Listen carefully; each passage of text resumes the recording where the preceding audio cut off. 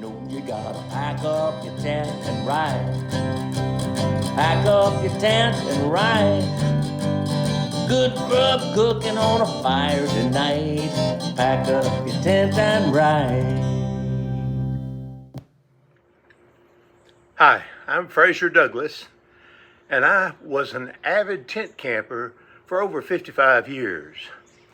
In this video, I thought I'd show you how we make a delicious chicken pot pie in our campsite over the campfire in less than an hour. Hope you enjoy this video. First, a little background. According to several sources on the internet, meat pies were first made in Egypt several hundred years before the birth of Jesus Christ. But they were improved in Britain and became a very popular menu item.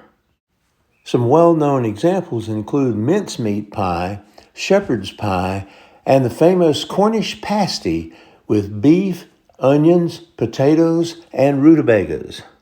Traditionally, the chicken pot pie is made by making the pie dough the day before and allowing it to chill overnight, then cooking a small chicken for about an hour until the meat fell off the bone, and then using the chicken broth to make the gravy.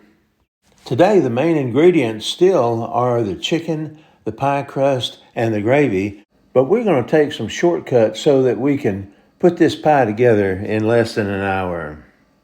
To make one 9-inch pie, we'll need 2 pre-made Pillsbury pie crusts, a little over 1 cup of chopped chicken pulled from a rotisserie chicken, and about 2.5 cups of gravy. To make our gravy, we'll combine 1/2 stick of melted butter, 3 tablespoons of all-purpose flour, 1/2 Knorr bouillon cube dissolved in 1 1/4 cups of hot water, and 1 1/4 cups of milk.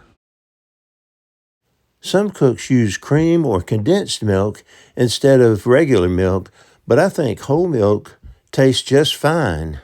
Most chicken pot pies also include some vegetables. Most recipes use frozen green peas and carrots, but we prefer fresh vegetables instead.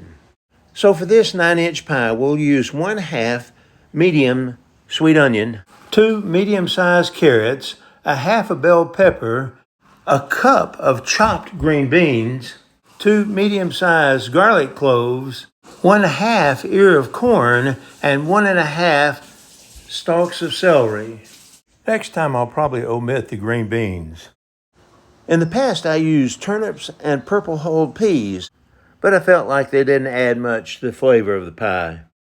Other recipes frequently include mushrooms and potatoes, but we don't particularly care for the taste of mushrooms, and we get plenty of potatoes in our other foods. And we'll need a few other things to make our pie taste great. For spices, we'll need salt, pepper, and crushed red pepper. Other recipes also use sage, but I don't care for the taste of sage, so I don't use it. We'll also use about a tablespoon of melted butter mixed with a scrambled egg to brush the crust to keep it from burning and to make it taste flaky. To bake this pie over the campfire, you'll need several kitchenware items. First, you'll need a wood or bamboo cutting board and a good kitchen knife. A good kitchen knife, I believe, should be about 5 inches long, a little over 1 inch wide, and have an edge that's sharpened to an 18-degree angle. Today I'll be using this custom-made knife by Bill Bullard, but you can find several great commercial-made knives on the internet for less than $100. I'll be using this old Wagner No. 7 skillet to saute my vegetables and make my gravy. I especially like old Wagner skillets because they have a smooth cooking surface, they're extremely lightweight, and they're still very reasonably priced. I'll be baking the pie in this old Wagner 5-quart Dutch oven with no legs, and I'll cover it with a new Lodge 10-inch camp oven lid. I'll be using this 9-inch wide by 3-inch deep cake pan as my pie pan. But if you don't have a pie pan, you can make this pot pie right in the bottom of your Dutch oven. And I'll need a few more accessories when baking over hot coals. I'll need a pair of gloves to keep my hands from getting burned. I need a 3-inch trivet to hold my oven above the hot coals. I'll need a pair of metal tongs to move the hot coals, a pair of channel lock pliers to lift the hot lid, and a couple of S-hooks to raise the bottom of my pie pan about 1/4 inch above the bottom of the oven. If you don't have any S-hooks, you could use just a few stones in the bottom of your oven to do the same thing. I'll be baking this pie on my woody folding wood stove, but you could bake yours on a pestle grill if you have one in your campsite, or on a fire ring. Now let me explain how we make this pot pie in less than an hour. To make this pie in an hour, you can divide the steps into 3 parts.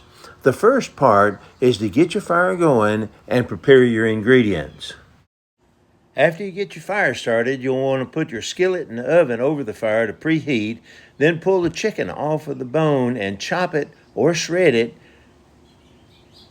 and then chop and cut all of your vegetables. The next 7 steps explain how to make the gravy and put the pie together. First, melt your butter and then saute your onions and bell pepper. After about 4 minutes, saute your garlic,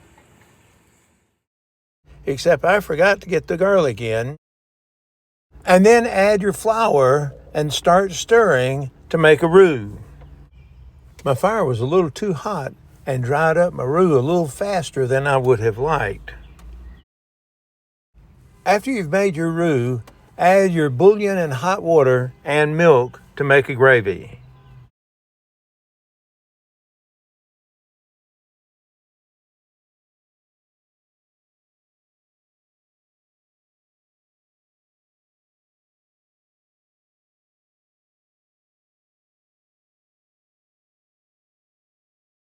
Since my fire was so hot, I decided to move my skillet off of the stove to add the vegetables. I just realized that I had forgotten my garlic, so I put it in now. And now I'll add all of my vegetables.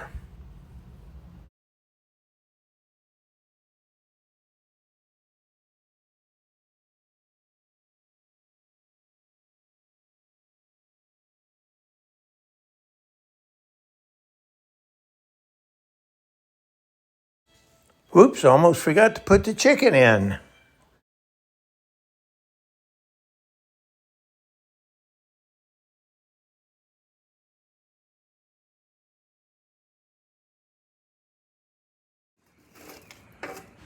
Now I'll put a few coals under the trivet so that I can begin to preheat my oven.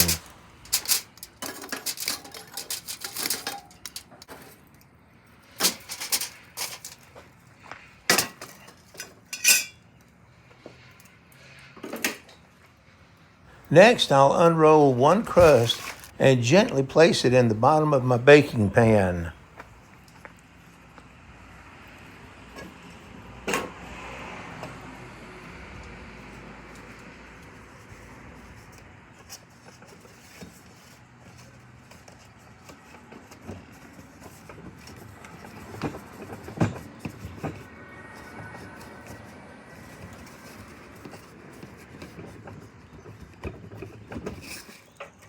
And now I fill my crust with my gravy and vegetable mix. And then I cover the pie with the second pie crust.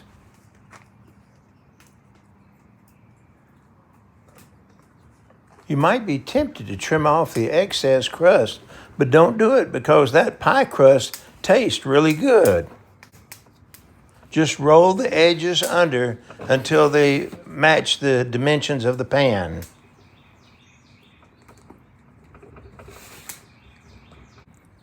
I should have cut some vents in the pie crust, but I forgot to do so. The last 8 steps explain how to bake this chicken pot pie over the campfire. Next, I'll place my pie in the Dutch oven and put the lid on. At home, you'd set your thermostat to 425, but since we don't have a thermostat, we'll just have to make a very hot oven with lots of hot coals on top. This is a very hot oven. Notice that I moved the woody stove over to the left side to make a baking chamber, and have added wood to the fire to make some more hot coals. The pie's been baking now for 15 minutes, and it's time to check and see how it's coming along.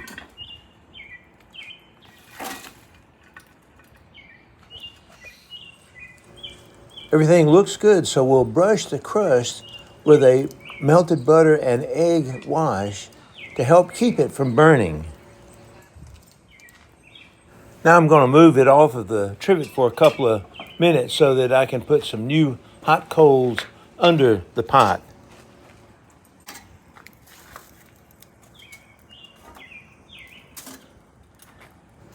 And now I'll add many coals to the top to make a hot oven again.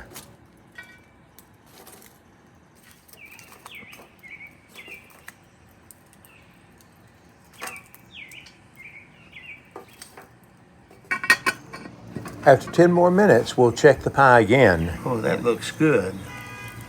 I put the lid back on and then rotated the lid and the oven, but quickly decided that the pie had cooked long enough and then decided to take it off.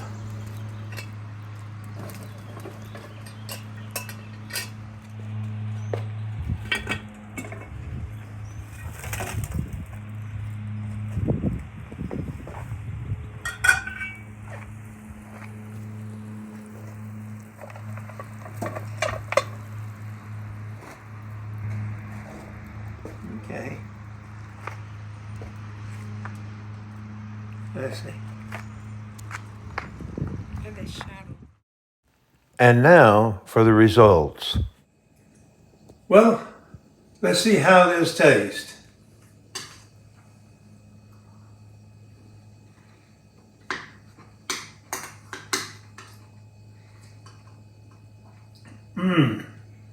Wow, that is great.